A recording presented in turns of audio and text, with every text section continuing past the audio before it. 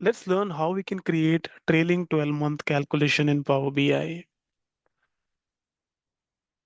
So in this example, we can see the last 12-month sales data in this chart where I have control over from which month I want to see the trailing period. So I have this month selector. Currently, if no month is selected, this shows based on the last month, the last 12 months. If I select December 24 here, it shows me there is no change. Basically, it shows from January till December 24, last 12 months.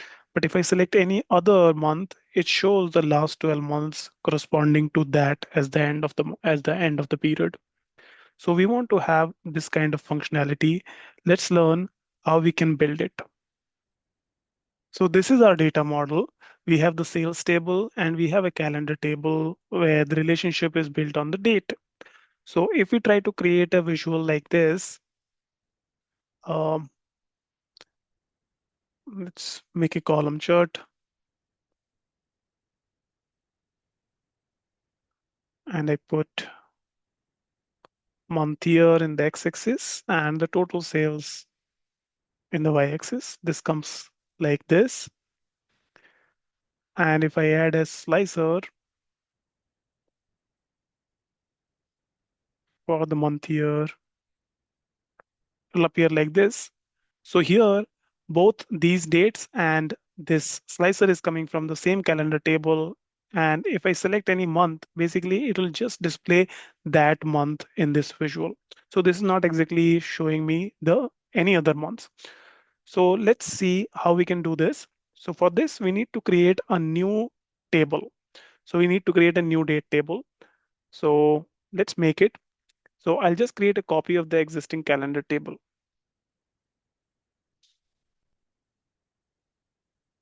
New table. Let's call it date table. And this will just be a copy of the existing table. Okay, so we got this new date table. Now, in this visual, the slicer that we have, we want to we want to pick the month year from the new date table. So let me pick it from here and we remove. Okay, so now we have got this month year here. So now if I select, let me also sort this.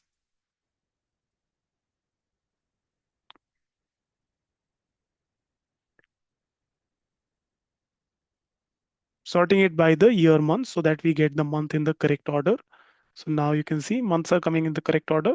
But here, this currently does not impact this visual. There is no relationship. If you go to the data model, this is the data table. It is not related to the date table. So that's why it is not filtering. And we want to keep it like this. Now, currently, this does not do any kind of filtering.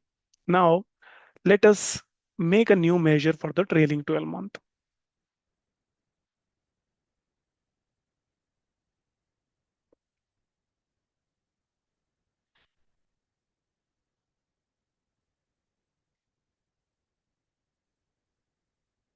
And we need to create a couple of variables here. So variable, so the first is the current date, which is the max date from the date table that we have created.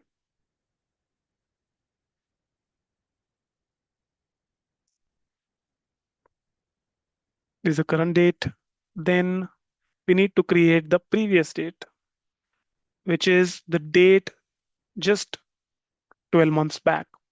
So how we can do that? We can create a date function where in the year, I can keep the year of the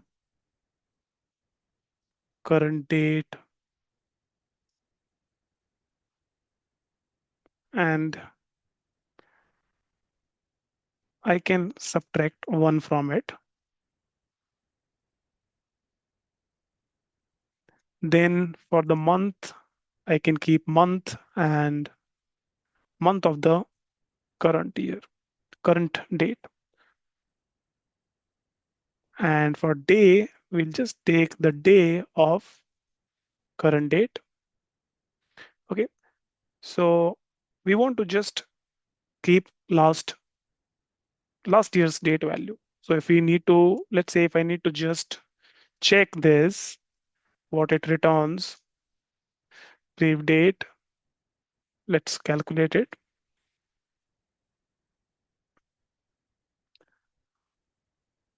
And I can create a card to check what this returns. So this is returning 30th of June 2023.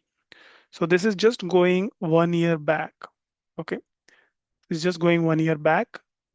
All right. So this is fine.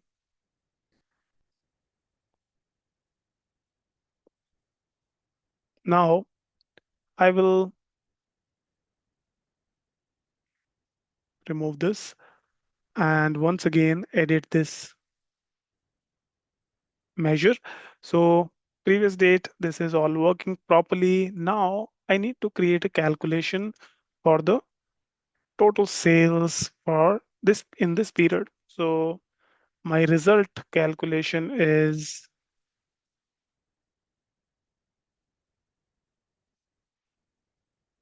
calculate total sales, and I'll put a filter over here. Filter the date table that we are using here, which is the calendar table. We're picking from the calendar. The relationship is based on calendar. So this date range, I want to filter based on the current date and the previous date uh, variable that we have created. So here, the calendar date should be greater than the previous date measure variable, and and it should be greater than, sorry, less than or equal to the current date. Okay, so that's all. That's all we need to do. Now we can return the result. I need to, yeah, now we need to return the result and calculate it. So now trailing 12 month. Now in this visual, I will simply change the total sales from total sales to the TTM sales that we calculated.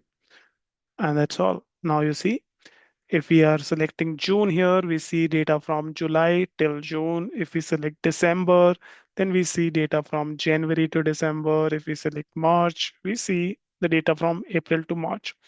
So that's how we can easily show the trailing 12 month sales.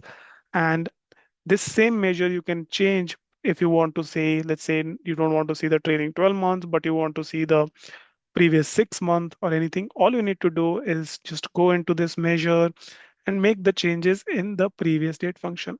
If you want to just go 6 month back, then you can remove this -1 from here, and in the month, just go 6 month back. Okay, even this would work. If you do this, see now, even now the data is working properly. If you select any date, it just shows you the previous 6 months from that date. Okay. So this is how you can easily create the trailing 12 month calculations. Thank you and see you in the next video.